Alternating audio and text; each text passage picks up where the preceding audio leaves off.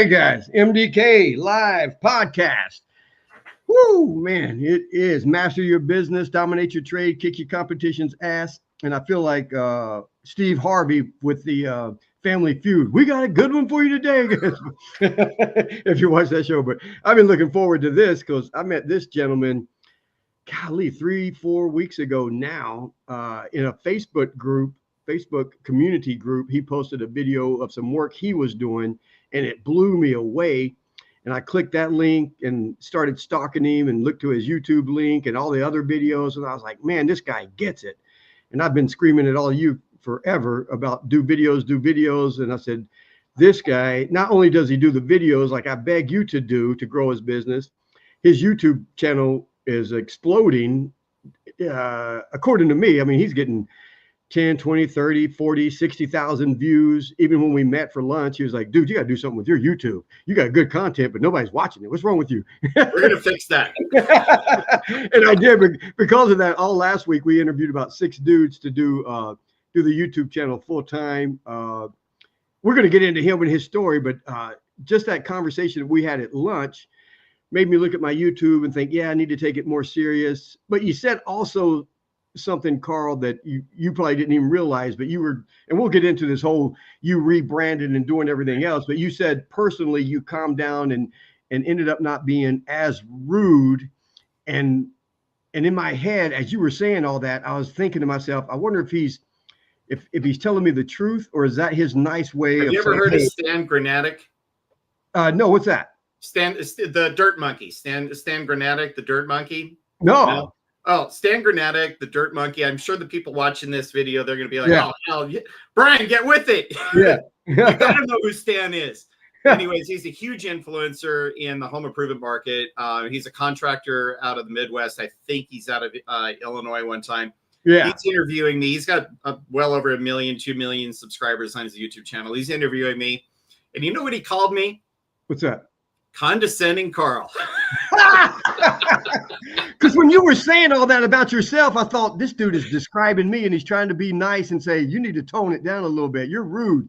Did not say that. I did not say that. I was looking at you, but talking to myself. But I was thinking, I said, man, it was like, this guy's being nice and trying to tell me to calm down a little bit. But nope.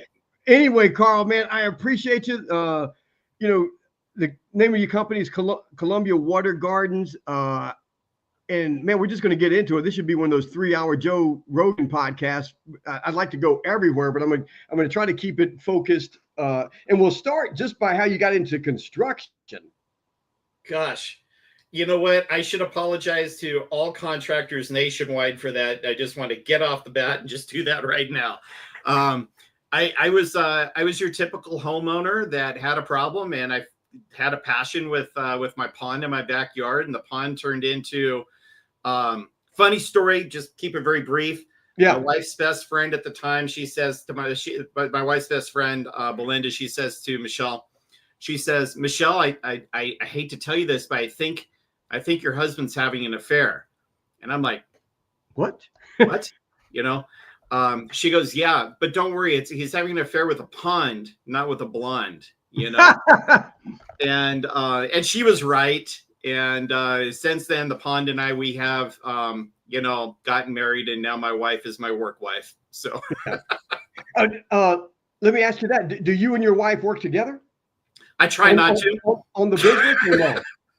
You know what? Look, my wife is a wonderful supporter, and she is my best cheerleader. She truly is. But the two of us, we're both a couple of high dominant type A's. Yeah. She wants to tell me how to do things, and I want to tell her she's wrong. And, but the truth of the matter is that she facilitates me. Yeah. Like, for example, she makes sure that on my days off that I don't have to worry about work. And she makes sure that I've got a lunch packed every day. I come home, dinner's on the table. My wife is the quintessential 1950s housewife. She's absolutely wonderful. If I need her to help me in the business, she does. Yeah. She never tells me no, but she's got her own thing too. And, we just found over the years that we get along better when there's a little bit of separation. Yeah. That's like it's the same as my wife. She's probably like the Leave It to Beaver mom, and we did the whole stay at home mom and the homeschooling, and but she's helped me on the business, and it seems like all the input. She'd watch me mess things up long enough to where she go, I can't take it anymore. Yeah. Here's what's going on, and my wife is my golden parachute too.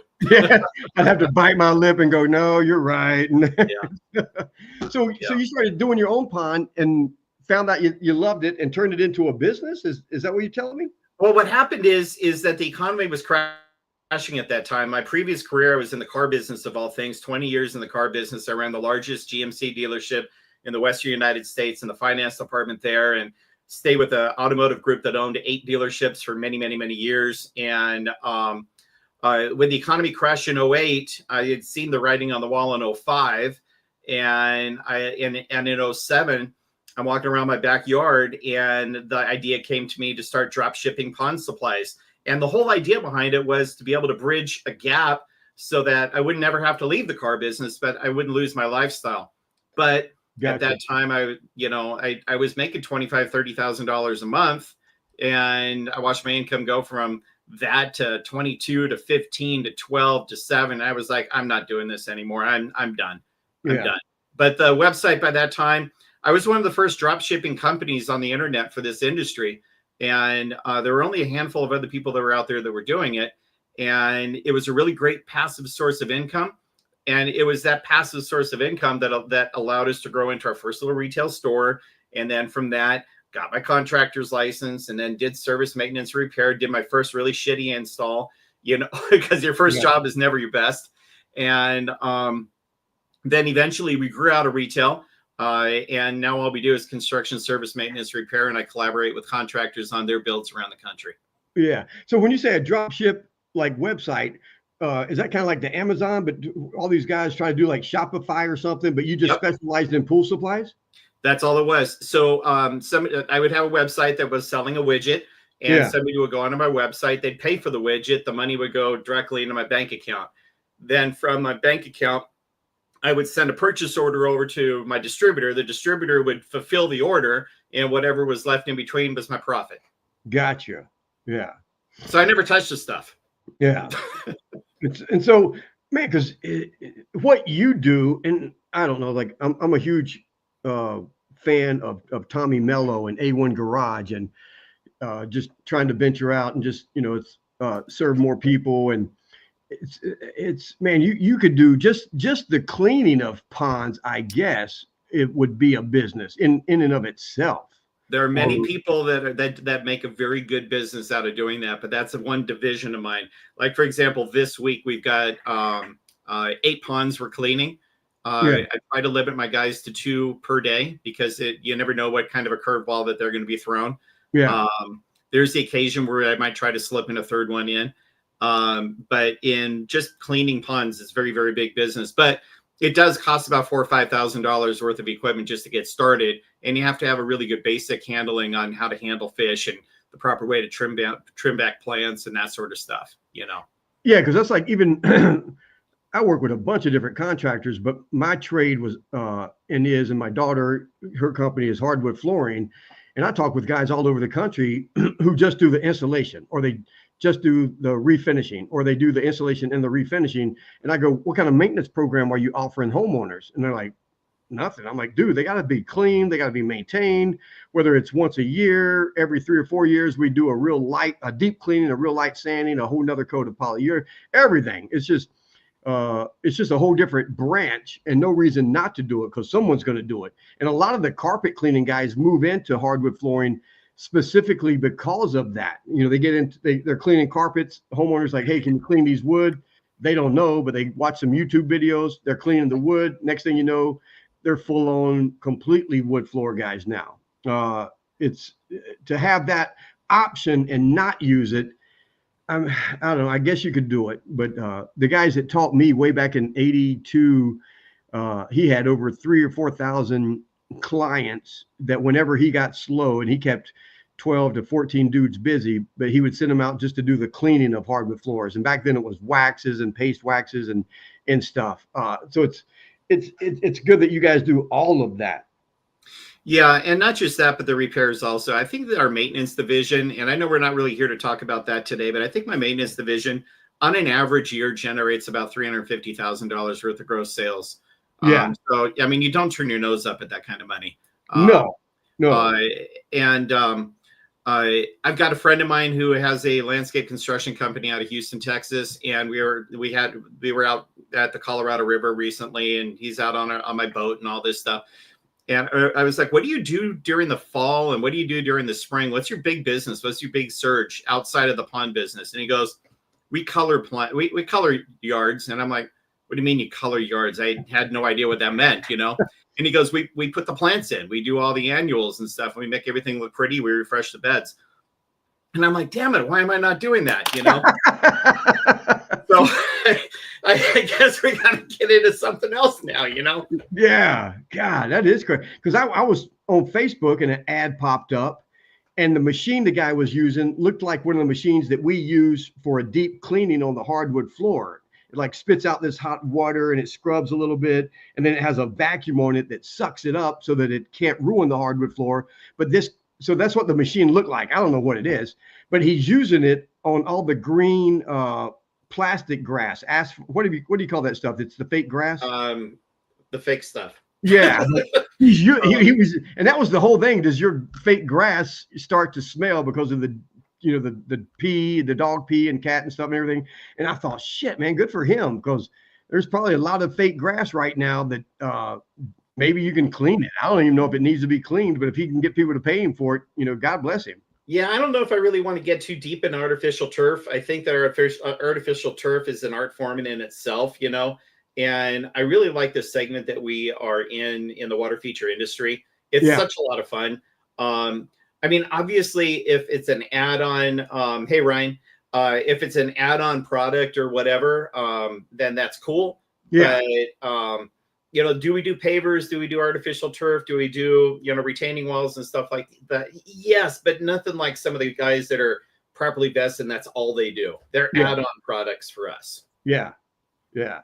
Because, man, like, I don't know, when I met with you, even that video and then watching some of your other videos, and you're the guy. I mean, like you said, is people across the country will either run into problems and have to fly you out and pay a pretty penny just to have you come there and consult with them and show them how to do it, or just have you walk them through the whole process because of what you've learned. And it seems, if anybody's watching this, they're going, shit, the dude was doing car sales in 2008. So that's less than, what is that? 20 years would be 28. So less than 25 years or something. You've learned a lot. I mean, was it because you were already smart and you got the thinking part to where you can figure it out? How'd you get to that level? A lot of hours. You said last week on your podcast, and I loved your podcast, by the way. I was listening to it for an hour on the drive home. You said that it takes 10,000 hours to master something. And I think I put a few more hours than 10 in. And it's like anything else, look, there are contractors that are watching this podcast right now, and they have mastered so many different areas of their business, right? Yeah. But there's always that one area that they need to just kind of take control of. And that's where you kind of like latched on to me, because we were kind of talking about pay for performance. We were talking about YouTube, and then we were talking about company structure and those types of things. And right now, what I want to learn and what I want to master is I want to master the concept of pay for performance. I want to master the concept of company structure. Let's face it, I'm 55 years old. There's going to come a point where I've got to get out of the field. And all of my guys that have worked with me have been with me for over 5 years, except for one guy who wants to be with me for 50. I hope to God I'm not around that long. These guys that are masters at their craft, like you're a master at flooring. You've done flooring for the Getty Museum. These people that are masters at hardscape, where they know how to cut these really bitchin' turns and stuff like that. I see that, and I'm like, I don't even want to think that I can do that.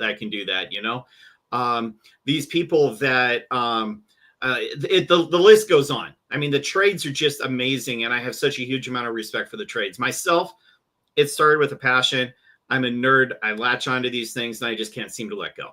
Yeah, no, you've done well. And that's my thing is I I was talking to a guy today about branding, and I said, yeah, I said, and unfortunately, I've kind of branded myself on the internet in some of these Facebook groups as the jerk. I'm old, and what Jeff is like, I'm not babying them anymore, and like I don't know, I do need to tone it down a little bit, but it's man, No, but so that's you though. But that's you, Brian, because see, yeah, look, here's the thing is that there is no better version of you than you. Right. gotcha. Right. And if you're being the best version of yourself that you possibly can be, and the people don't like you, and you're genuinely being a good human being, Yeah, then they're not your audience. yeah, You know, yeah, and that's okay. Right. yeah. But if you're running around just being an asshat, you know, and Yeah, just you know, being a jerk to be a jerk. then you got a problem. You probably need a little bit of personal growth, and I haven't seen that in you. I've been studying you a little bit too, myself, you know, over the last few weeks. I appreciate that, because I think you're cool. Man, construction has been so good to me. You know, I dropped out of school at 16. I've lived a life that I never thought was possible, and now I see so many construction guys who, like myself, they end up in construction because they don't have anything else. And I'm like, if that's where you want to be and that's where you want to stay, that's fine. But if you want to turn this into a business, it's doable. I was lucky enough to have some mentors that really helped me along the way and tell me the difference between, you know, doing the work and being the guy who hires to do the work. And like you just said, is I could help my daughter and anyone else until I'm 110 years old as a consultant. I don't want to be on my hands and knees scraping or staining floors and stuff. But when I got into this, the guys that trained me, they were like 72 and 74. And this was 82, 83. They were World War II vets, some of the best dudes in the world. And I tell these guys, I said, man, if I talked to you the way they talk to me, I'd be in jail. And they talked to me like that because they loved me. But even then I thought, God, man, I don't know if I want to be on my hands and knees staining the floor when I'm 70. So I wanted to learn the business part of it. And that's where I'm trying to find the contractors that want the help. And that's why, man, when I seen your videos and what you were doing, I thought, man, maybe if they hear it from him and someone else, they'll get tired of hearing it from me. Well, you got questions. I'm here and I could talk all day. My friends know that. And I think you experienced that when you walked around my job site. So, well, let me ask you this.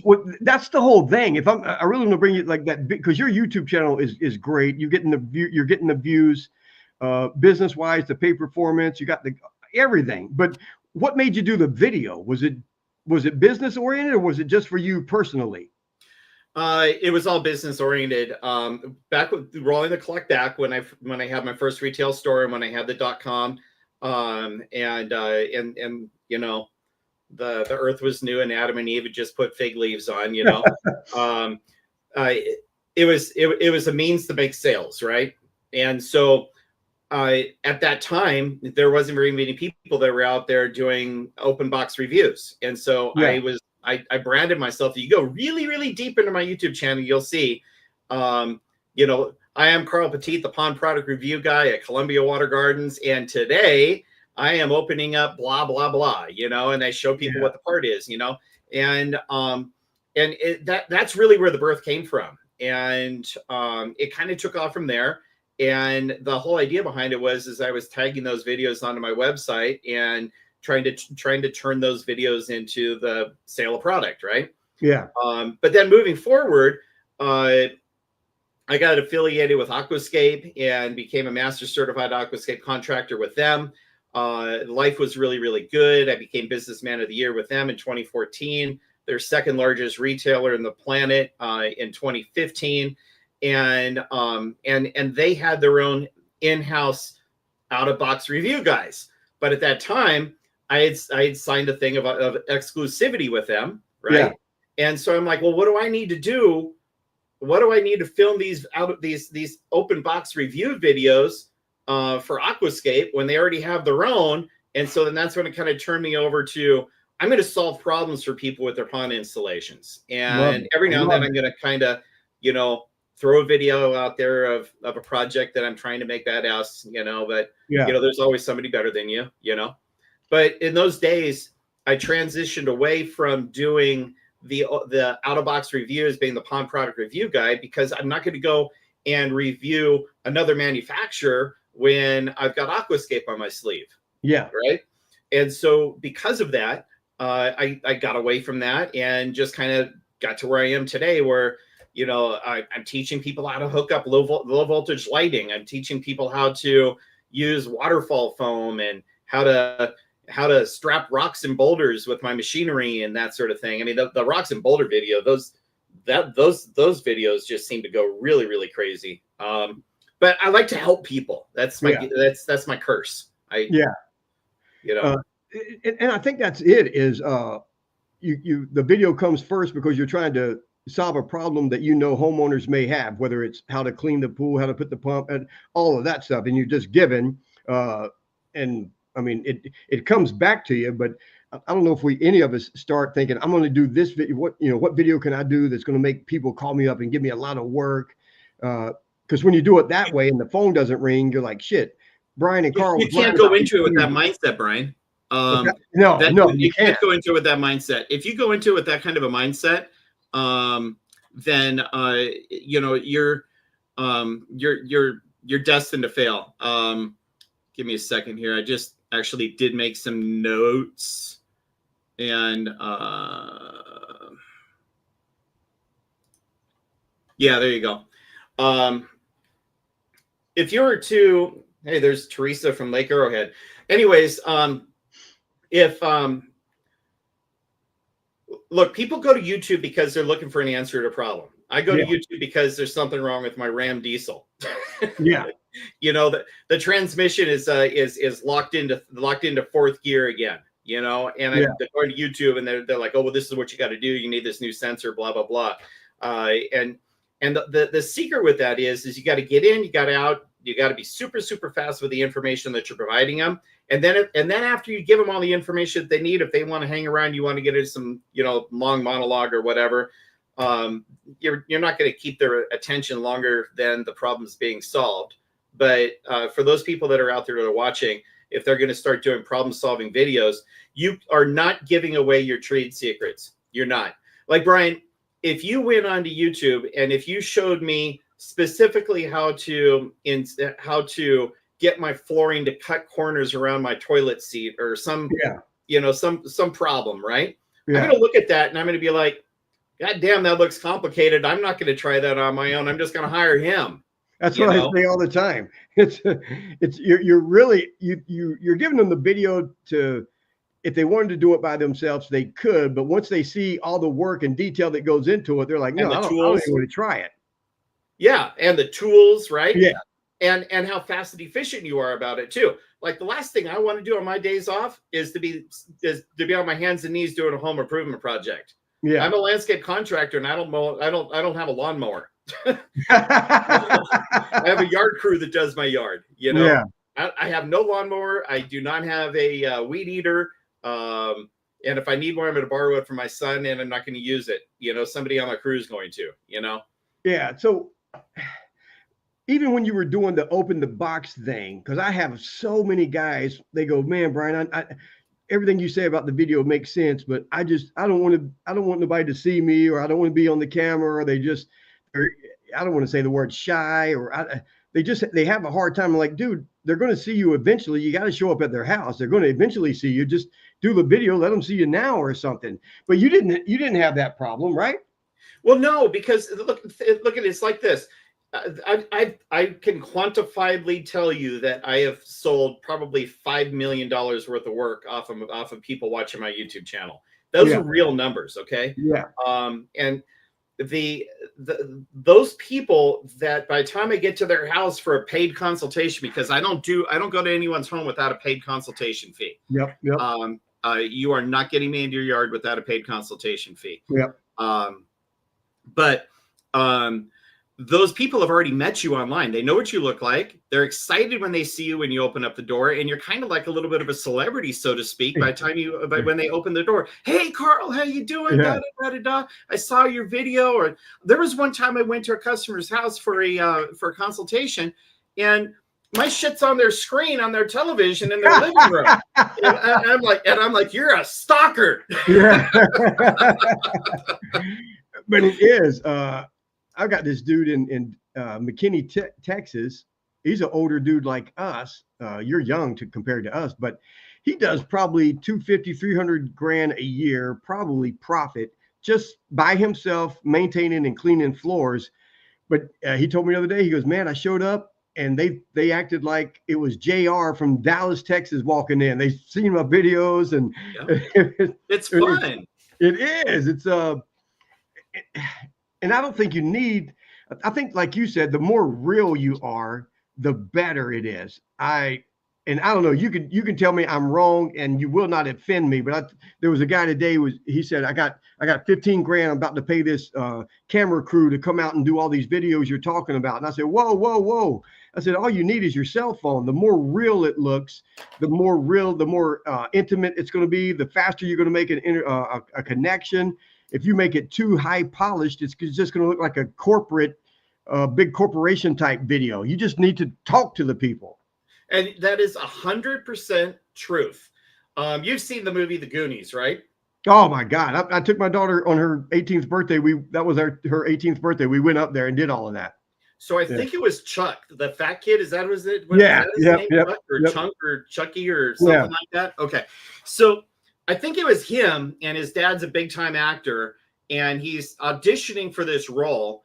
And he goes to his dad and he says, Dad, I feel like I'm blowing it. I don't feel like I'm really, I don't feel like I'm being the person that they want me to be in the script and da-da-da-da-da. And it was his dad that said to him, he goes, son, this role was written for you. Yeah. You are this person. They wrote this storyline with you personally in mind for this role. Just be yourself. Just be yourself. Just be who you are. And so, like you were talking about earlier, like, okay, so this is Instagram and TikTok, right? Yep. This is YouTube, and this is 4K. This is my camera. Yeah. I've got all the fancy equipment. I've got the Osmos, and I got the wireless mics and the drones, and I got all that crap, But 90% of the videos that I produce are just right off my cell phone. I have an idea. I'm impulsive. I pull it out of my hip. And it's the videos that I do not edit. It's the videos that I do not edit that get the most views and that I get the most interaction out of. And you're showing a truer version of yourself when you do that. Yeah. Like, I mean, Alex Hormozy will say it. Russell Brunson will say it. Gary Vee will say it. They all, and I've always did it. A1 Garage does it. Oh yeah. Yep. Tommy does. Yeah. Yep. Exactly. Shoot, one of the, you brought that up was, man, way back when my oldest daughter, big time musician, but God, what year was it? 2008 or 2009. John Bon Jovi was coming to Staples Center, and they were running a contest, and she was playing the guitar and singing something. They had to make a video and send it in, and she did 3 different submissions, and none of them got picked up. And then the last one, the 4th one, I just grabbed the phone and I was like, John, from one dad to the other dad, please pick her so I don't have to keep filming this. And then did it. And for whatever reason, that one got picked up. She won this contest. She got all these tickets, and her video was on the big screen as they were singing and on stage and stuff. And to this day, I always pick on her going, yeah, everything you did was great, but it was father to father that got you to win the tickets and stuff. And I don't think it's true, but it's a good story for me. Yeah. Like, for example, I've got a very dear friend of mine out of Michigan. He's probably going to be watching this. And his name is Jeff Michaels, and he owns a company called Pondering Waters out of Michigan, just outside of Detroit. Beautiful, beautiful area he lives in. It's Lake St. Clair Shores or something like that. And I've been after Jeff for years and years and years. I'm like, Jeff, dude, you give good video. I mean, like, you are really, really, you're a natural. And the guy's a really great artist. He does a phenomenal job. He's one of my collaborative partners. I bring him out on almost all of my big projects, and he partnered up with this place out there, the Legacy Aquarium. And there was a big YouTuber that recently passed away of cancer. Jeff, I see you watching right now. Type in the name of that YouTuber for me. What's the name of that YouTuber that died of cancer? Type that in. But anyways, so Jeff, I didn't even realize he was watching, and here he is, So Jeff gets in there, and he does a bunch of volunteer work for the Legacy Aquarium. And he ends up taking the lead on all this stuff that's going on the inside of it and so on and so forth. And now he's producing really, really great quality content and all that. And the biggest thing that Jeff needed to do is he just needed to get out of his own way and get the confidence level to get in front of the camera. Really great guy, likable dude, just like you, you know? Yeah. And I think that, and he was so shy. Yeah, Brian Barczyk. Brian Barczyk was, he had millions of followers and stuff like that. And he had made a promise to Brian before Brian passed away that he would make sure that the legacy worked, and so he is absolutely just volunteering gobs and gobs hours over there.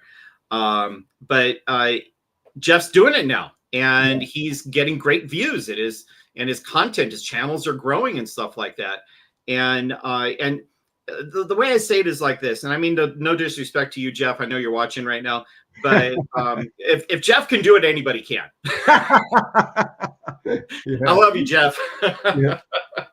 That's like that dude Ryan. He's probably still watching, but man, he jumped on board with the video, and he's kind of nonstop now. But it's never going to hurt you. And the more you do, the more you're going to get relaxed. And like you said about your first job, the first pool you did, your first job's never your best job. Your first 100 videos are never your best videos. After about 100 videos, you start getting a little bit more relaxed and start really understanding and seeing what you're doing and not moving the phone so quick or something. But it really is just your way to be able to meet homeowners without having to, have them call you immediately. And even on a phone call, they don't get to build the relationship with you that they build when they're watching your videos. Yeah. Man, after they've watched a couple of your videos, and we're huge on video testimonials with the homeowners, but once they've watched a couple of your videos, when they call, they think they're talking to a friend, and they almost basically are. They know so much about you. But the secret, though, Brian, is Ryan says he's absolutely inundated with work. He can't even handle this much. I'm hiring as fast as I can. God bless you, dude. I need some of that magic dust on my cereal. But getting back to the YouTube stuff and all that, is that how many times have you gone on a sales call, Brian, and you have asked, you have said to yourself, or you said to your team, or to the people that you're mentoring, the people that you're coaching, hey, the job's already sold. All you got to do is just not screw it up. Yeah. Yeah. I mean, you're just like, hey, I have already built a relationship with these people over the phone. They already know who I am. They're watching my videos. They've already gone through we've already discussed pricing. We've already done the Steve Shinholzer Shin Fu on them and all this other stuff. So all that crap's out of the way. All we got to do is just not screw it up. Right. Yeah, exactly. So the secret behind it is when you're filming, you've got to be genuine. You have to be true to yourself. You've got to be the real version of you, so much that you actually kind of audit out the people that you don't want to be doing business with to begin with, because not everybody is going to be your customer, and not everybody is going to be my customer. And I'd rather eliminate those bad people first than learn through the experience that this was a bad marriage. Yeah, 100%. And when they see your videos and see the type of work that you're doing, they consciously and subconsciously know, oh man, this dude's expensive. The stuff that he's doing is great. And I stole a post. I should repost it. I got to find it. But it was this horse trainer that he sells horses, but he said all of his money he put in the gate and the entryway driving up to his house and up to the barn, because he said he wanted people to know as soon as they turned in that, oh shit, this is going to cost me. And sometimes the videos do that. They see the houses that we're working in. They see the stuff and ponds that you're doing. They're like, oh shit, this is going to cost me. But that's the guy I wanted to call. That's the guy I want to do this stuff. I'm going out on a sales call tomorrow, paid consultation, out in Costa Mesa. And Brian, 100%, nothing better than being able to choose the clients that you work for. That is 100%, because at that point you're kind of cherry picking anyways, okay. So I'm going on a sales call out to Costa Mesa tomorrow, and I'm doing all my pre-interview questions. I'm having a conversation with him, and I'm like, by the way, have you been to my website? Have you seen my pricing? And And he goes, yeah. And that's actually why I called you, because right on your website, there are guidelines for pricing it from 10,000 up to 350,000, you know? And so he goes, I had no idea what this project's going to cost me, and I have no idea what this is going to run. But you have to understand that in the pricing, I've already figured in my overhead, and I've already figured in my profit margins and everything else. So we can go out, we could do that. But in the meantime, there's always going to be the upsells that happen. And you get in the door, you get your upsells out of the way right up front when you're signing the contracts, is you don't change order yourself or your customer to death while you're out there building your project, whatever it is. Yeah. And so, there it is. I'm a big proponent. Tom Reaver is the one that was like, hey, Carl, if your pricing is not on your website, then you're basically giving the middle finger to your customers. Yeah. Hey, I was going to, so it's Tom. You must have got that from, because I was going to ask you, it's all, as a car dealership guy, as a car person, they usually don't want to talk about prices on the phone. They want you to get down there and get and test drive it first, fall in love with it, and then we'll give you the bad news. And don't we all hate car people? Yeah, I mean, that's what my wife kept telling me. She's like, you got to tell these people the price on the phone. They don't have a clue. You're going to spend an hour driving over there and talking to them, only to find out they can't afford it. As bad as they want you, they may not be able to afford it. Or how about this one? Well, I understand that you want to put a pond in your backyard. What's your budget up to? I mean, come on. Yeah. So I mean, I'll have the magic wand conversation with people and say, hey, if I was to go into your yard and wave a magic wand and poof, there it is what it is. And we have the conversation. I'll say, and if that happens to cost you somewhere between $25,000 and $35,000, are you prepared for that? Or are you looking for something more around the $15,000 to $20,000 range? Where are you trying to be? Yeah. And then they'll answer the question. I'll be like, perfect. Okay, well, if you go over to my website, I've got these pond packages are already right there, and your pricing is already there. When do you want to get together? And boom, you've got their trust. We started doing prices, in the late 90s, only because I used to hear so many contractors, and I don't know if they were serious or not, but it was the whole, I drive over and my price is dictated by what kind of car they're driving or something like Jesus. that. And homeowners, I think, kind of feel that or know it. And I'm like, dude, my prices are my prices. Right. If you're successful at what you do and you make a lot of money and you're able to buy nice things, I'm not going to charge you more because of that. I'm not going to penalize you for that. No, you can't do that, because look, there's what I refer to as the transfer of trust, Brian, and it kind of works like this. You've got a client, and the client says yes to you. At that point, that customer has said, I trust you. And trust goes a long way. So if you betray that trust, then you're going to be a flash in the pan. You're going to make a bunch of grilled cheese sandwiches and stuff like that, and everyone's going to enjoy them for a while and all that, but eventually you're going to be a dirty pan, you know? So you can't betray that trust. No, let me shift gears a little bit, because I want to talk about stuff that's not even business. But when we had lunch, you had a great perspective on the whole unique selling proposition and what makes you different. And man, share that with us, because I loved it. Okay. So, Brian, that's actually where we closed in our conversation. And I saw your body language. You got really uncomfortable when I said that to you. I saw it, and I was like, well, I blew that friendship. That never would last too long, Never, man. It's hard to mess me. Like, I know where you live.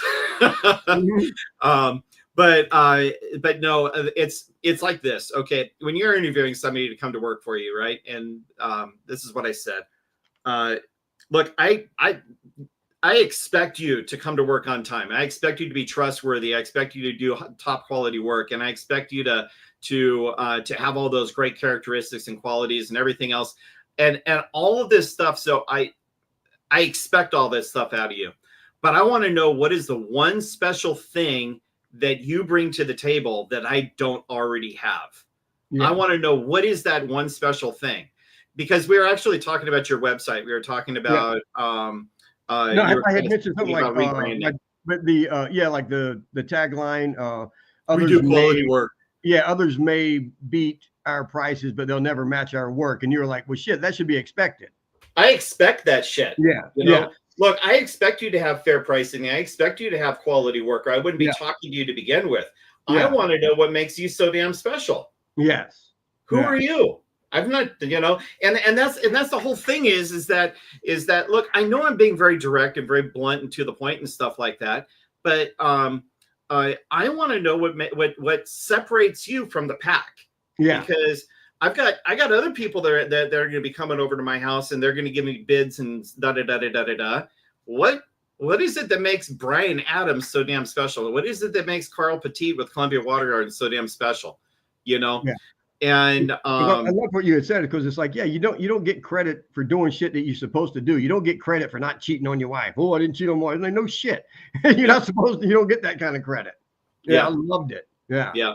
So I think that's a really good takeaway for people that are watching this podcast, whether you're in real estate or whether you're in the trades or whoever it is that's watching this thing is that, I mean, go home tonight and in your truck tomorrow or in the shower or wherever you do your best thinking or whatever, and just, be honest with yourself for the first time in the day and say, what is it that I'm doing that makes me so damn special? That nobody else can do. What is it that I can do that nobody else can do? What do I specialize in that is that's something that people should not expect, but demand, And you hit me with another really, really good one. And I'm pretty good when it comes to helping guys run applications, interview, hire, and train, all that other stuff. But man, you hit me with one during, like, if you're hiring a new employee and you're in the interview process and you said something and then you kind of walk out of the room or something. No, I asked that question. I asked the question, what is it what do you have that I don't already have? Yeah. This great company, what are you going to bring to us? And then, I go, I'll be right back. I'm going to go take a leak. Whatever, I'm going to disappear for a few minutes, and when I come back, just soak on it. Oh, that's what I said. Oh, and by the way, this interview is over. Yes, that's what it was. Yeah. This interview is over, and I have one question for you, and whether I hire you or not, is based on this question. And if you don't answer this question in a way that makes you special, I don't need you. Yeah. I've heard it said, and it's something that I truly believe in, that my job as the business owner is to define, protect, and defend the company culture at all times. Yeah. And I believe that. that. And it's something that it took me years to really fully understand what that really truly meant. And so if I'm not safeguarding my company culture by bringing people in that are bringing something special to the table, then I have allowed the wolves into the sheepfold. I'm not going to do it. But when I discipline somebody, I'll go and I'll say, hey, Brian, I understand that you were late today and, blah, blah, blah. What happened? Da, da, da, da, da. And I would say, but you have to understand, you're a part of the team here. So I need you to tell me how that aligns with our company culture. Yeah. And I just shut up and I'll let them hang themselves. And you know what else my crew does? They do it to each other. Yes. Yeah. And I think some of the young guys getting into business, or especially in construction, they hear us talk like that and they think it's this poofy, far out stuff that doesn't matter. And it's the most important. It is because think about it. The clients that we do business with are generally extremely wealthy. They're highly affluent customers, and I'm sure that you do too. I mean, you did the flooring at the Getty, every year, every 6 months or whatever, and so obviously you're dealing with high value clients, right? So do we leave a mess every day, or do we clean up at the end of the day? Yeah. Do we show up on time? Do we not? Do we check out with the homeowner? Do we involve the homeowner in the project and ask them questions throughout hey, do you like what we're doing? Is there anything else that you'd like to see done differently? Those types of things. That's all culture driven. Yep. But if you don't have a culture, then you got some jackwad on the job site smoking cigarettes and throwing butts on the floor, and you got this other person that's showing up with this truck that's not been cleaned over the weekend, and when you open up the back door of his truck, there's tools and and bottles, cans and stuff falling out of it and stuff like that. No, that is a very, very bad representation of your business, Yeah. And because I tell guys, they get offended when I mention what you just said about their vehicle and stuff. I'm like, dude, the homeowner is going to judge you. They're going to look and go, man, if he doesn't take care of his own stuff, and they may even do it subconsciously, but they're thinking, man, if he doesn't take care of his own stuff, how's he going to take care of my place? Look, I learned something when I was in the car business many, many years ago. And when you are sizing up another person, the very first thing what is the very first thing that you look at when you look at another person, when you're going to size them up, when you meet them for the first time? What do you specifically do when you're sizing them up? Me personally? Yeah. Maybe just if they're smiling or not, or how they walk, how they carry themselves. Okay. That's all true. But in the professional world, they look at the feet. Is that okay? In the professional world, they look at the feet. They look at the shoes that you're wearing. The first thing they do is they look at your feet, and they might look at your watch. Yeah. And for me, I hate to say it, but for me, I'm looking for Band-Aids everything is for me is physically like, where do I want to hit them first, and how hard would they be? I mean, honestly, I just like when I walk into a restaurant, I'm looking for the exit. I'm looking at anything. If if they have a Band-Aid somewhere, I know that's a vulnerable spot, that if I go for that, they're going to all of that. So I look at them I look at everybody. Yeah, but you know how to fight, and I don't. I mean, you've got freaking belts around your waist. Yeah, no, but it is. So, but you had said too, was when we were talking about like homeowners, like negotiating with the price and all this stuff. And you had said something that I've said before, like, oh yeah, I can give you a discount. Which one of my employees do you want me to say they're getting paid half of what they deserve, or something? You worded it. I like the way that you worded it. Yeah. So, Mr. and Mrs. Customer, I understand that you are, Mr. and Mrs. Customer, I understand that you're trying to negotiate, and that's great. You got to understand that years ago, I almost lost my business because I didn't know my numbers. My bookkeeper, she took over and she said, hey, this is what you need to charge in order to stay in business. And in order for me to deliver the quality product that we deliver on a regular basis, I have to be able to keep my employees, and they have to be highly trained.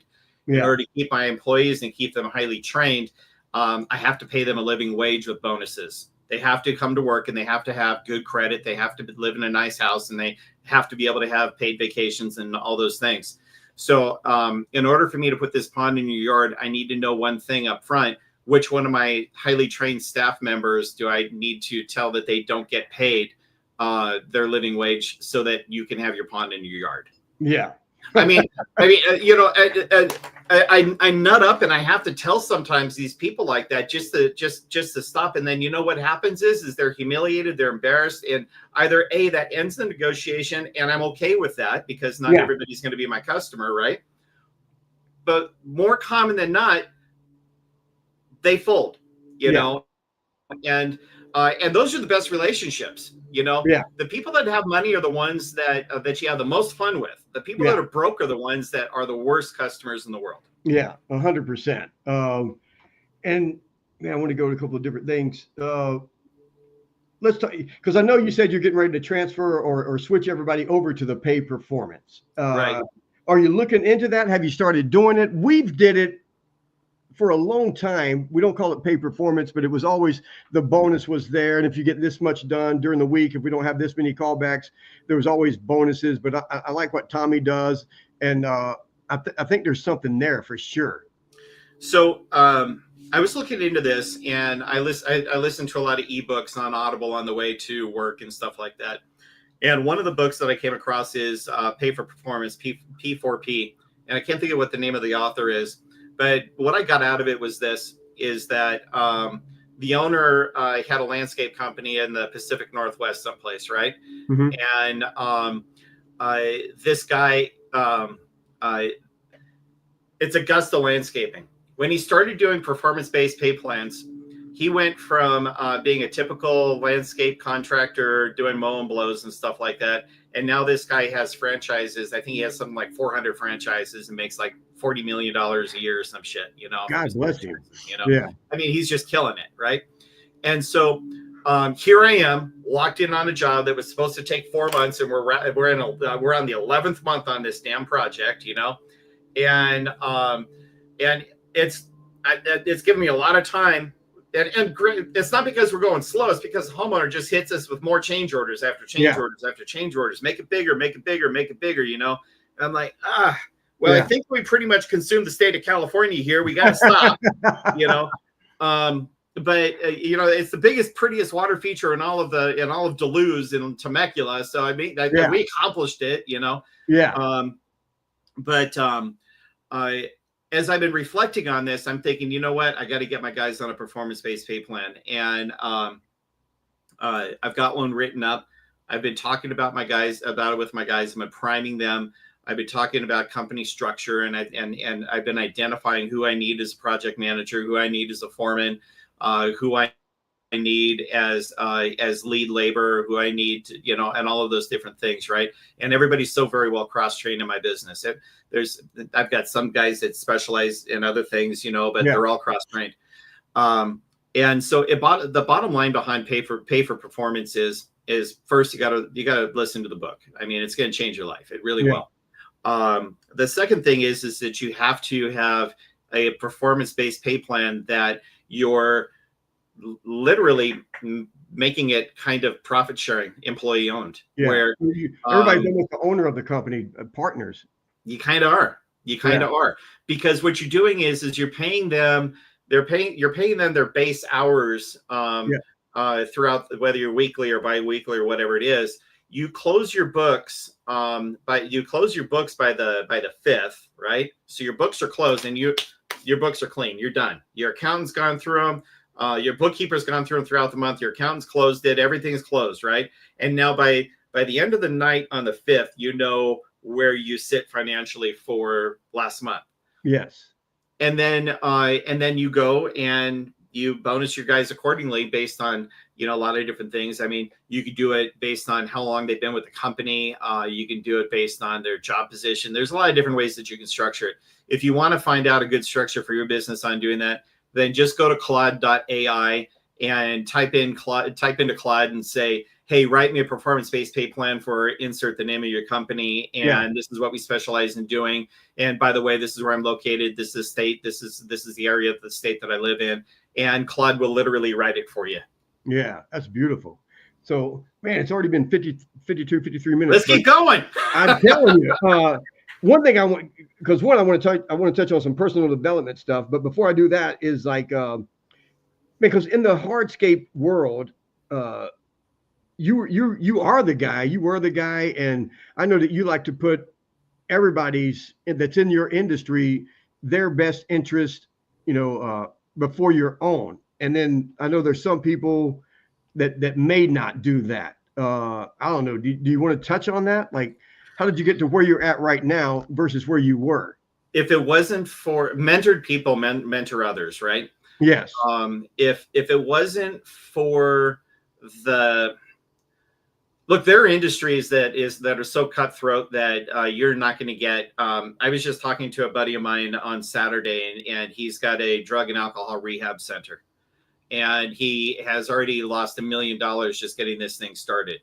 And he's going to dump another $1 million into it and $15,000 a month into it and marketing and all this other stuff. Yeah. And that industry is so cutthroat. And I just felt so bad for him because I had no insight to give him. Yeah. In my industry, there's a little bit of cutthroat going on, but the people that are cutting each other's throats, those are the ones that don't make it. They're the ones that just don't survive.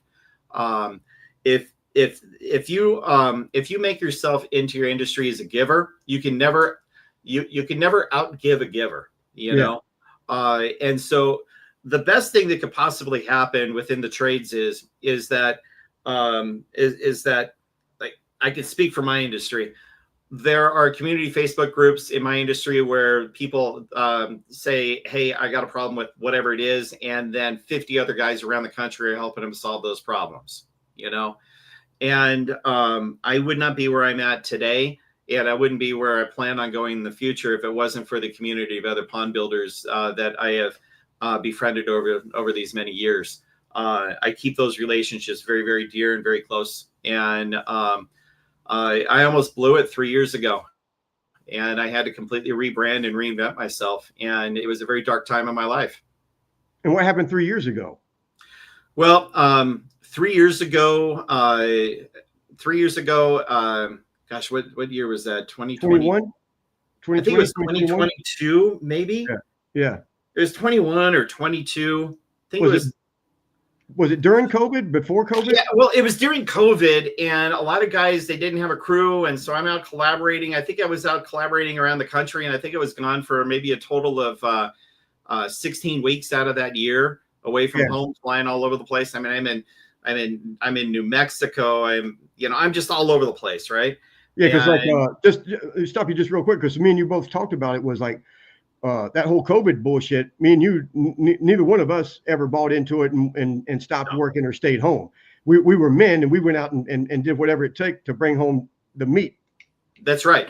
You were out there working. So go ahead. I'm sorry. Go ahead, though. Yeah, no, it's even in my contract that says, hey, if you expect us to wear a mask or social distance, don't sign this contract. Brian, I even have a dog shit clause. If you've got dog shit in the yard, it's $100 a scoop. But getting back to that, during COVID, we had supply chain issues, right? Gotcha. And I was exclusive with Aquascape at that time, and they couldn't deliver product for jobs so you were exclusive with Aquascape. So this is the company you just said, because you were doing these open the box videos, and then you kind of connected with these guys, so you didn't have to do the open the box videos anymore. So that's in your world, that's a huge organization. It is. In my world, Aquascape is to the pond industry as Google is to the internet. And gotcha. I bought into the program, and it's a very great program for people getting started in the pond industry. It's absolutely outstanding, right? Yeah. They're going to teach you how to build ponds. They're going to teach you how to run a business. They're going to teach you a lot of basic fundamentals. They're going to plug you into a family of fellow, like-minded guys and stuff like that. Some of the best industries, some of the best professionals in the industry. But during that time, during COVID, they couldn't supply my .com. And so my .com is starting to get negative reviews because the products that my dropship model failed. I don't touch your stuff. I send purchase orders over to distributors, and distributors fulfill the orders. Yeah. And I couldn't get the product, right? And so I'm getting 1-star reviews here and 1-star reviews there. And Carl Petite's a freaking crook and all this sort of stuff. You can go into my Google My Business. You can read some of these. They're horrible, right? Yeah. Yeah. Ryan, yeah, it was brutal. It was absolutely brutal. So here I am building a 2.2 million gallon pond in Redlands, California, right? And I've got 3 of my collaborative partners. I got one guy out of Houston, Texas, another one out of Indiana, Elgin, Indiana, and I got another one out of Detroit. And my freight delivery shows up with all the product that I ordered. It was like $75,000 worth of material, and there's like maybe $12,000 worth of crap on the truck. I call my sales rep, and I'm like, what in the hell is going on here? Where's all my stuff? Oh, well, we're back ordered on this, we're back ordered on that, and da-da-da-da-da. And that kind of set a chain of events into motion for me, to where I had to get my liner someplace else, get my underlayment someplace else, get, the parts for my wetland filtrations other places. Yeah, and it was a disaster. It was a total disaster. And last week I told that same story. Like, the guy hit me up with bait and switch, and I'd never heard of it, but it was kind of, the homeowner doesn't care. The homeowner's giving you money and is expecting something to be done. Right. And so here I am, I'm trapped because I'm paying each one of these guys $1,500 a day. So I got $4,500 a day worth of labor going out for those, just for 3 guys, not to mention the rest of my crew. And to accomplish that job, we had 16 people working for us on that project. No materials. And I don't have any materials, right? Oh, it was a complete and total disaster. And so one thing leads to another. I get into a screaming argument with the owner of the company, and I hang up on him, and water under the bridge. But it taught me a very valuable lesson in that at that time, we were talking about Stan Granetic over at Dirt Monkey, right? Yep. And his impression of me was that I was condescending Carl, right? Yeah. And so I got to thinking, you know what? My social media presence, probably I deserve that.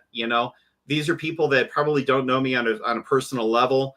And they see my comments in social media, and I'm talking shit about COVID. And I'm talking negatively about political views, and I'm being very slanted about all these different things, right? Yes. And I woke up one morning and I was like, you know what, this sucks. I am so miserable. I'm absolutely unhappy. I'm at a low point, right? Yeah. So I started going through my social media and I started deleting everything. You Yeah. know, like if it was controversial, if it's slightly controversial, I started deleting it. Then I took a look at myself in the mirror and I didn't even recognize myself anymore. At that time I weighed 245 pounds. I'm 5'8", 5'9" if I stand up straight. So I was fat. I had the facial hair on and stuff like that. And I'm just a bundle. I am a mess, right? And so I reached out to a life coach, and a life coach got me on a target of health and trying to fix my broken mindset at that time. And for the last 3 years, to be very frank with you, Brian, I have been doing nothing but working on rebranding myself and trying very, very hard to be the very best version I can of me. I'm down 60 pounds, and I'm in great shape. Last October, I did a hike with my brothers to the top of a gold mine in Death Valley. It was a 6,000 foot elevation climb that we did, and I would not have been able to do that at my age had I not lost the weight and gotten into shape and stuff like that. It was the most challenging thing I've ever done in my life. And it was 105 degrees when we got started at the bottom of the hill at 5 o'clock in the morning. And when we got to the top of the hill, it was a very nice, cool and brisk 84, you know? And so, but let me take you back. So, because you had 3 or 4 guys standing around at $1,500 a day and no materials. What did end up happening with this? So I started sourcing my own materials, right? And what I found was that this relationship that I had built for so many years, and again, I love Aquascape. I still have their freaking trophies behind me, from, I love these guys, Yeah. I mean, these people were family to me, Yeah. In fact, one of the higher ups, is his birthday today, but I learned that for me, I think I might have kind of gotten to a point with my business with the larger scale projects that we're building that I started looking at my numbers, and everybody says you got to know your numbers, you got to know your business, you got to know your numbers, right? Number one. And like on that one project alone, if I had used their equipment versus outsourcing it with by other means and not shortcutting the project on any level, right? Yeah, it was $75,000. God, that's a chunk of money. Just an underlayment alone. Money, that's either money that's either money that can go to your employees, can go to you, or can go back to the homeowner, or I mean, that's a lot of money. So the punishment I received for that is that I got canceled. I got ostracized and canceled. I got kicked out of their program. I got ostracized. I got canceled. Did they blackball you, or? Yeah, they did. But whatever happened to the material? Did they just not have it, or? I think I canceled the rest of the purchase order. Was it a China thing or something? Yeah, no, it was. There was a China thing, and it was a local manufacturing thing. And you know what? Looking back on that project, they're really not at fault for it. They were victims themselves too. You know. And they didn't want to go down the street and get the material and keep your guys working and keep the homeowner happy. You shouldn't be blackballed because of that. No, it wasn't because of that only. I mean, at that time, remember, I was starting to get a lot of really bad reviews for my business because my drop shipping was bad. And I was told that I had more complaints about my company than all of the other certified aquascape contractors combined. I was told that, and I'm like, what? I'm installing more shit than most of your guys combined, but naturally I'm going to get complaints, but I was very vulnerable and I was very exhausted from traveling around the country and so on and so forth. And I think at that time it was just time, and again, I have to look at it from their perspective, right? Because, there's 3 sides of the truth. What happened to me, what happened to them, and the truth is someplace in between, right? Yeah. And the truth of the matter was that I had already kind of gotten to a point with myself that I had become very jaded and very upset towards the supply chain problems that were going on with COVID and so on and so forth. And yet I was still heavily vested in helping other contractors around the country and so on. And it got it really just got to be a point to where I think they needed to separate from me as much as I needed to separate from them. And as painful as that was, I think it was something that was necessary for everybody at the time. Yeah. Moving forward, I've reaffiliated myself with Atlantic Owasso, and Atlantic Owasso is a phenomenal company. It's owned by a phenomenal guy, and they give me excellent customer service, and I'm very, very happy with them. But I do go back to that, and there's a lot of pain when I think about that situation, because we went on vacations together. We traveled around. We did a lot of builds and projects all around the country. A lot of really great things. I got to meet some of the finest people in the industry and got mentored by some of the most incredible artists in the industry. Yeah. And I will never begrudge that experience. You know, it's just very, very unfortunate the way that it ended. And if there was ever any way that I would be able to get on the horn and work things down, at least just be able to clear the air with the owner, I'd love that opportunity. But I think that he's as hurt as I am, and I just don't see that happening. Yeah, maybe once some air has passed between it. It's been 3 years. That's a lot of air. It's a shame. But that's okay. Yeah, it's a shame you just can't talk, because just the short little bit that I know about you is, like you had said earlier, is you're just an all-around good guy. You ain't out trying to screw nobody. You're just trying to do what's best for the homeowner, for your team, for your employees, and then take care of your family. Yeah, look, at the end of the day, isn't that all we want? Yeah. You know, at the end of the day, what do we want to do? We want to have a little bit of money in the bank. We want to be able to do a little bit of traveling. We want to be able to maybe have a couple of toys, a boat or a Sea-Doo or other things like that, you know. And you want to be able to provide a good living for your employees, and you want to deliver excellent product for the customer that you're installing from, and you want to be able to sleep at night at the end of the day, you know. And I sleep really well now, you know. Whereas for a while I really didn't, you know. But it took a lot. It took a lot of growth, and you know what they say: never waste a good tragedy. It was a very tragic time for me and my family. They had to support me a great deal during that time and hold my hand and give me a shoulder to cry on. I did cry a lot, and I lost a lot of sleep over it, and I agonized over it. And so every time I got upset, I just thought to myself, you know what? I'm not going to give people that excuse to hate me anymore. I'm not going to do that. I'm going to be the best guy I possibly can. And if I can't say something nice to somebody, I'm just not going to have a conversation with them at all. And if somebody's going to have a preconceived notion about me or my company or whatever, then that's on them. They have a right to feel, and, you know, they have a right to their opinion, and you know, God bless them. You know? Yeah, and I told you, like, talking to you, that having lunch a couple of weeks ago was like, I said, man, I'm going to try to be like Carl and just tone it down a little bit. No, you know what though? Look, Brian, you are beautifully and wonderfully made.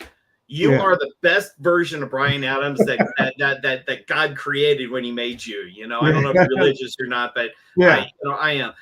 And so look, the worst Bryan Adams that exists on the planet is the one that is trying to people please everybody else, and that's where I had to learn that the Carl Petite people pleaser needed to die. You know, I needed to work on my own circle. You know, and look, Brian, if that means that you tone it down, then don't tone it down for somebody else. You need to tone it down for yourself. Gotcha. So, you know, it's been 1 hour and 10, and I'm going to ask you something, and then you can say no comment, and we can end this conversation, or you can comment. But my boy Ryan is on here.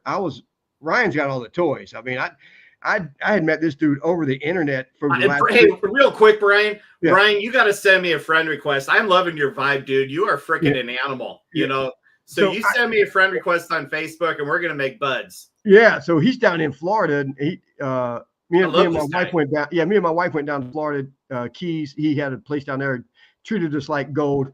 But down near his house, I got on this turnpike. It's like a toll road, because that was the fastest way to get to the Florida Keys. So I know the road. I know exactly where this is. I've been on that road. And just 2 or 3 days last week, this illegal dude that shouldn't have a driver's license makes a U-turn, kills a family of 3 near his house. So we're talking about it, and come to find out, the dude is from Corona. He's illegal, got the license from this dude, Gavin Newsom, in our state, which drives me nuts. And the dude that I'm hoping wins the government, I can't even say his name. It's Bianchi or some shit like that. He's the sheriff in Riverside County, which is my county. You kind of know him. I'd like you to talk about it. If you don't want to, I understand. No, this guy's great. And okay, I'm a conservative by nature. Okay. Yeah. And I'm going to throw that out there. I've learned over the years to be a little bit more moderate than, I have this thing like this, it takes a lot of strength to hold up the pendulum, right? Yeah. Here, but it doesn't take that much to kind of hold it up over here. So the worst thing that bothers me is when people, they parrot other people's belief systems and they don't have a belief system of their own, you know? Exactly. Yeah. And, back in the day during COVID, there was a restaurant over here in my town. And this restaurant stayed open during COVID. And it's a restaurant called Marla's Cantina, Mexican food. The owners of the restaurant, Diego and Bianca, they became very good friends of my wife and I. And we would go there many times a week. And when I had friends out of town visiting, we would always take them there. And during COVID, at one point, they turned their restaurant into a speakeasy. And if you didn't know the password to be able to get into the restaurant, you weren't able to get into the restaurant. I love that. And but the fines are mounting up because you got all these mask wearing, injection loving people that have bought into the mania of the time and all that stuff. And for whatever reason, they bought into this stuff, and God bless them. That's their right. Look, if someone wants to take an injection for whatever it is, take the injection. Just do it because you want to, not because someone told you that you had to do it. Yeah. Anyways. And don't get mad at me because I don't want to do it like you. It's fine. Let people do what they want to do. It's fine. Just don't mandate that stuff. Anyway, so they've got this restaurant. When they bought into it, the restaurant consistently was doing like $700,000 a year or whatever. And it was a sleepy little, lizard lounge kind of a place, with a little bar that people would kind of creep into and that sort of thing. They take it over and it's doing like 2.2 million a year, like overnight. I mean, they just turn it on. Diego's big thing is that he built a tribe of his patrons that would come in there, and he would get to make friends with these people. And it was like our Mexican food version of Cheers, Yeah. It was everybody went in and everybody knew each other. Everybody knew your name, and you got salsa and chips. So anyways, they're getting all these letters from local law enforcement and all this other stuff. And Sheriff Bianco, he said, I'm not going to enforce these mandates, right? He went to that restaurant, and either it was him personally or because he's from my town, either him personally or his deputies. I don't remember exactly how the story goes. But he's like, here's another one for you. And so Diego would go and, he would take it, just staple it up on the wall. And he had this big fat stack of them just sitting up there on the wall, and he gets turned on to the same attorney that gets, San Diego off the hook and a bunch of places down in San Diego off the hook and all that. And then the damn restaurant burns down. Oh my God. And they were leasing it at the time. He went through years and years of court, proceedings and all that stuff. And then finally ended up buying it. And now his biggest problem is finding a general contractor that will supply him with a set of plans so that he can move forward with a loan to be able to get the place rebuilt, you know? But the reason why I like Bianco is that he cares about the little guy. Yeah. He cares about the little guy. The person is standing up and saying, you know what? This is what I believe in. This is my right as an American, as a citizen within the state of California. This is my right to believe what I want to believe, right? And he backed him, And I think he's a hell of a guy. I hope to God he wins the governorship of California. Maybe being a California native, we're in a real serious mess. We're in a real serious mess right now. And if we let this mess continue, it would be the same thing as us running our businesses as contractors without having some sort of a plan, without a business plan. We don't have a state structure to speak of. If you're a contractor and you don't have a company structure, then you're broken. If you're a contractor and if you don't have a performance-based pay plan, then you're broken. If you're a contractor and if you're not doing videos and if you're not self-promoting, then you're broken. If you're not using AI and if you aren't putting out a kick-ass website that sells your business for you before that phone even rings, you're broken. And so, taking all of the things that I know as a small business owner and applying it to what needs to be done in the state of California.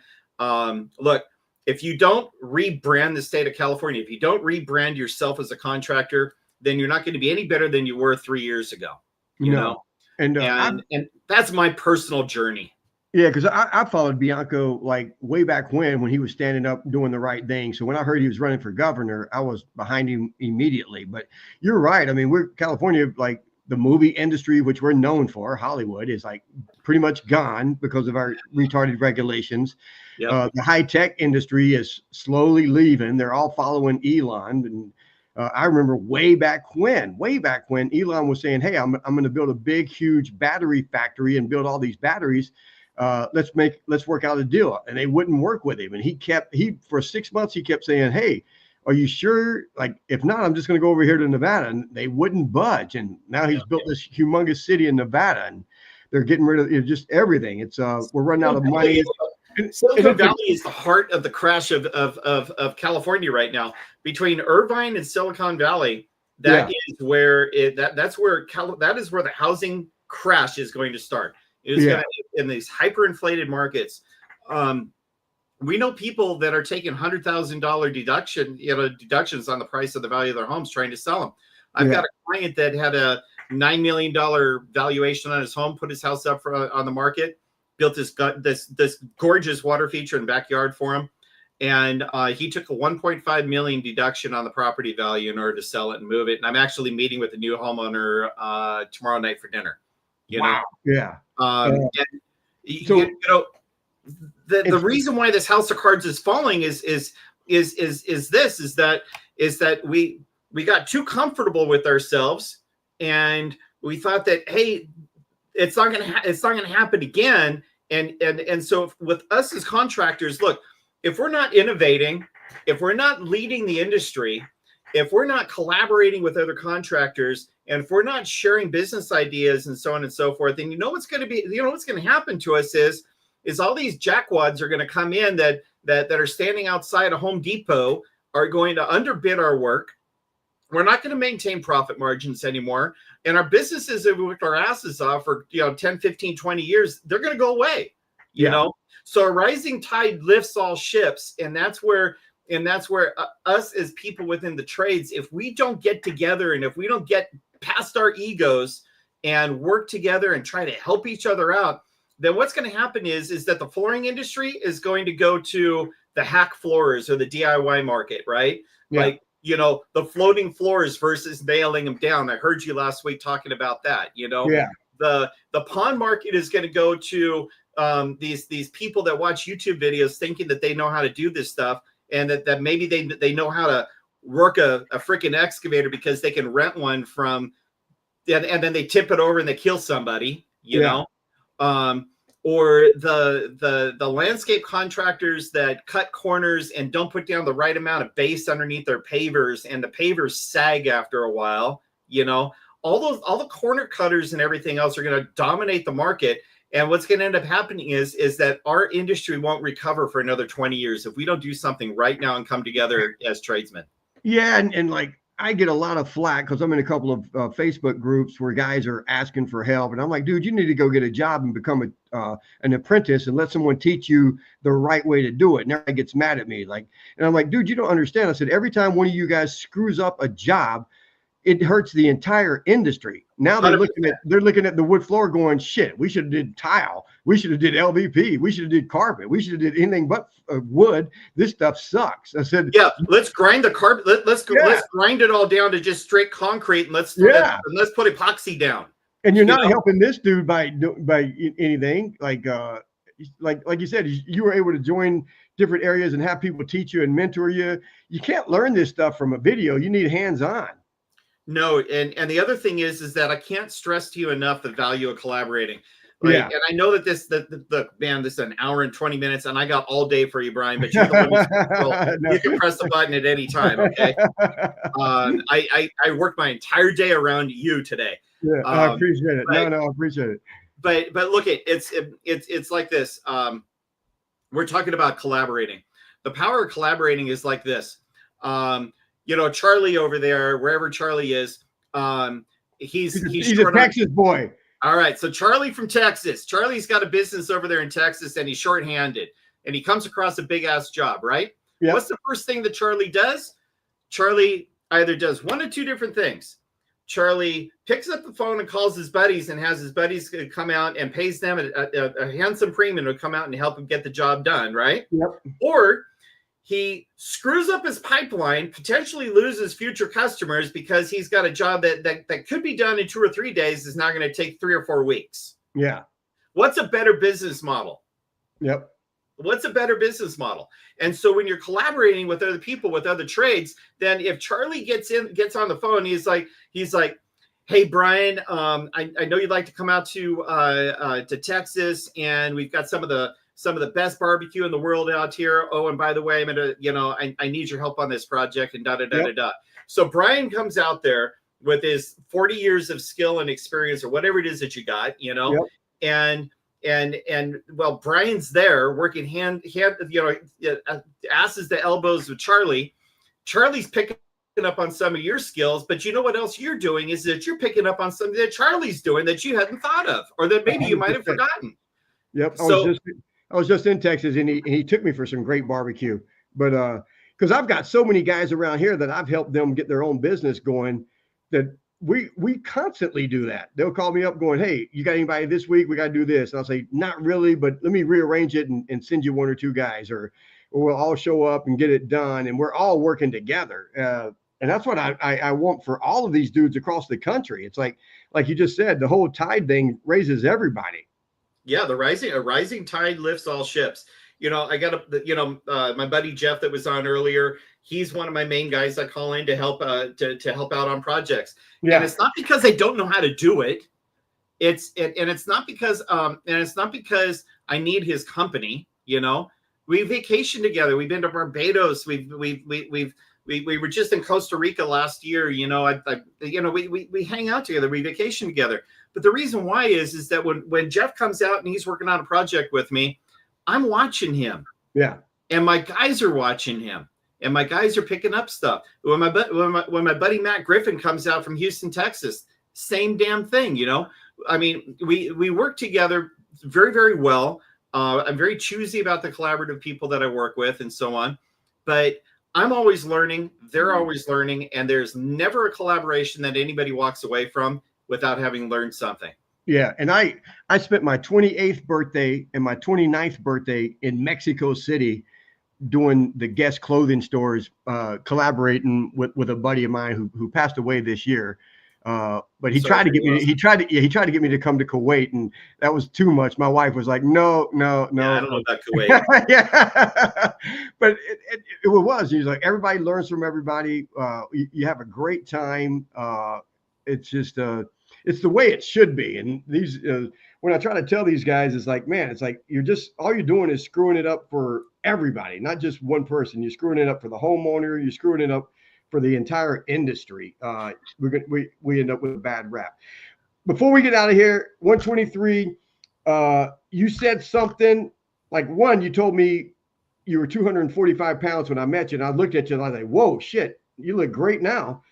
But you said, and this is what I wish a lot of people would get, you said taking care of your health is your number one job, and you treat it that way. Say it again for me. So these guys. Yeah. Okay. That's what you got out of it, but this is what was said. This is what was said. My oldest son, he's a fireman out of the city of Hemet, which is a really rough area here in Southern California. Yep. And he's the father of 3 of my grandchildren. He comes up to me one day and he says, Dad, would you die for me? And he was serious. He had a very straight look on his face. And he says, Dad, would you die for me? And I said, of course I would. You know, in the back of my mind, I'm like, I'm 55 years old, or I think I was 52 at that time. Yeah. And I'm like, I've lived a good life, Yeah, of course I'd take a bullet for you any day, Yeah. And he looks at me and he says, "Would you live for me?" And you know what? Wow, let me stop you. Because I want everybody to hear that again. Would you live for me? Because that cuts like, I'm Brian Adams, but that cuts like a knife. No pun intended, but it did. It cut like a knife. Yeah. And so that's where I got into, and my wife, like I said earlier, she is so super supportive of my business. And I could not do what I do if it wasn't for the support of my wife. Yeah. And she went down the rabbit hole. She took the red pill of health, right? Yeah. And we discovered things like seed oils are bad for you. Yep. I learned that I probably have an allergic reaction to gluten, which I hate to even say that, but my mind shift went from making myself the best version of me emotionally to trying to become the best version of me physically now, right? Yeah. And I wanted people to see an outward expression of who I am on the inside now, right? And so it's like this. I'm allergic to peanuts. This is a great analogy. I'm allergic to peanuts. I have been my entire life. So if I eat peanuts, I'm gonna get pretty sick, right? Yeah. It won't kill me, but it'll mess me up pretty bad. So I know not to eat things like that because I know that there are consequences to doing that, right? Yeah. And so I apply that to my health. I've lost a tremendous amount of weight. I've kept it off. I weigh 178 pounds this morning, and I've been trying to apply that to my business now, And I'm like, what are some of the toxic behaviors that I'm doing in my business that are going to kill my business, right? Yeah. And what are the best practices? It's like, I've been working really hard on mental health. I've been working really hard on physical health. Now I really got to work really hard on business health, so that I can retire someday, know? And so I think it's a really good tie into our conversation in that, I want my business to live for my guys. I want to be able to at one point be able to step completely away from my business and not be working in my business, but be working on my business and transition from working on my business to just collecting a dividend, you know? And I know that in order for me to do that, I have to make some very major changes within my company structure. I have to allow these guys that are very, very talented that work for me to do their jobs. I have to stop micromanaging them. I have to provide them with the tools to be able to do their job efficiently and accurately. And I need to go from the boss to a mentor, and I need to start to transition into that space. So I think it all kind of ties together. Yeah, it does. It's just, man, hour and a half. We could go forever. Man, I appreciate you just being here and sharing with these guys. Well, just have me back. We'll do it again another time, after you catch your breath. We definitely will. And I wish that restaurant didn't burn down because I wanted to go over there. And man, we're definitely going to fix California because if you get rid of the government, California has everything. It's probably the best state in the world. This is the best state in the country. There's no doubt about it. California has everything. Yeah, we just got to get rid of the government, and hands down, we got the best Mexican food by bar none. We are the undisputed champs of Mexican food. It is crazy. But you know what, Brian? Wherever you go, there you are. Yes. Yeah. So if I hate myself in California, I'm going to hate myself in Utah. God, Wayne Dyer told that story once. He's walking down the beach and picking up starfish and comes across a lady and says, "Oh, you live here?" And she goes, "I'm from so and so." She goes, "Yeah, it's like these people are bad and they're this and that." And he's like, "Yeah, if you move here, you'll find that to be true here." And he walks a little bit further and the lady goes, "Man, I love it here, but man, where I live, people are this and I love it and we're so friendly." He goes, "Yeah, if you moved here, you'd find it to be the same way." It's not the place, it's you. And I just read a book and it's in my Audible, but and they talk about the well water, because I'm on well water here. And well water is consistently 68 degrees, somewhere around there. So if you pull it out, if it's on a hot day, you pull it out, it feels like it's so cold. And then, but if it's really cold and it's in the winter and you pull it out, you think, oh man, that's warm and refreshing. And it has nothing to do with the temperature of the water. It has everything to do with your surroundings and who you are. And I love everything that you've done. The way I see you now, from what you tell me that you were and how you've worked on yourself over the last 3 to 5 years, just speaks wonders of you, because it's all about personal development, and no one has the discipline to do the right thing. We all have it. We just don't want to do it. I want to close with one thought real quick. Yes, before we wrap this up. You've asked me all these questions and you've been leading the conversation, but I want to offer one thought real quick. There's a book that I read a few years ago. I'd have to look it up on my Audible. But it tells the story of Anchor Steam beer. You know what? Florida's pretty bitchin' too. I've been there many times. Florida's pretty bitchin'. I love Florida. In fact, my wife and I are talking about going back down to the Keys again. It's oh yeah, Florida's number 2. I mean, nothing wrong with being number 2. Yeah, it's nothing wrong with arguing who's number 1 and who's number 2 either. Your politics definitely win. But they were telling a story about Anchor Steam beer. Mm-hmm. Anchor Steam beer was one of the first microbreweries when the whole microbrewery revolution was taking place, many years ago. Gotcha. And the owner of Anchor Steam told his salespeople, he's like, I'm not giving you shit, I'm telling you the truth. The owner goes in and he says, hey, we're at 85% capacity. And we can't take on any more customers. If we take on any more customers, then we're going to have to go from microbrewing to a production line system. And if we go to a production line system, then we're going to lose the quality control that made our beer this beer that everybody likes so much. Yeah. And the top salesperson, it goes in one ear and out the other, like all salespeople, because their job is to do what? Sell. It's to sell, right? So the guy goes up to Lake Tahoe and he closes the deal with a hotel and casino chain up there, and he goes back down to Anchor Steam and he says, hey, I got these people, and I got all these hotels, I got the casinos, and they just placed this gigantic order. The owner of Anchor Steam, in order to save his business, turned down that order. It was millions of dollars that he turned down. Right.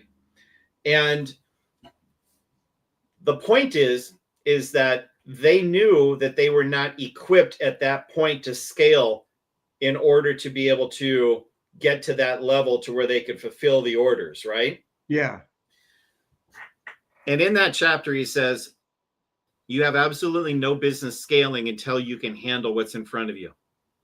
Whew. And that's a big buzzword right now. Everybody says, oh, we want to scale. We want to take your business from 1.2 million to 2.4 million, Carl. All you got to do is do this, that, and the other thing, and invest in this, and do this training program, and blah blah blah blah blah blah blah blah. And I'm like, motherfuckers, you don't understand. I can barely handle the 1.2 I'm at right now. 100%, 100%. So look, to the 2 or 3 people who are listening to this podcast right now, that are left, look, you gotta define where you are and what you're really, really good at right now. And you gotta spend those 10,000 hours to become a master of whatever it is that you are, right? Yep. And until you are developing other masters underneath you within your organization, there is absolutely no way that you can possibly scale effectively without it destroying your business. You will destroy your business. Yeah. So going back to mentoring, mentored people, mentor others, start within your organization, start with your crew. You got to bring these guys up and you got to teach them absolutely everything that you know. And then some, then you got to shut your mouth and listen to them because they're going to teach you a few things too, and then you got to hand the reins off to these guys and you got to go disappear in Barbados for 2 weeks and not answer your freaking phone, and see what kind of destruction your business looks like, when you come back, and then pick up the pieces and fix all the broken shit, It is. It's like my friend and mentor, Jim Rohn, bless his heart. I loved when he would say, I wish everyone would become a millionaire. not because of the money in your bank, but because of the person you have to become in order to earn $1 million. And it's so terrifying. Yeah, it's you've got to go through all the curves and the hurt and the pain and it ain't easy. And there's no way to get there easy. Anyone who tells you it is, be careful because they'll lie about other stuff. Man, Carl, it's been great. I appreciate you, brother. Love you. Love everything you do. We'll just do it we'll just do it again. We'll just start from right here and move forward. You guys reach out, find him on Facebook, check out his YouTube channel. I'm going to put all of that in the links, and you can bug him from there. All right, guys. This is the best hour and a half I've spent all week. And it's only Tuesday. It's Tuesday. Thanks.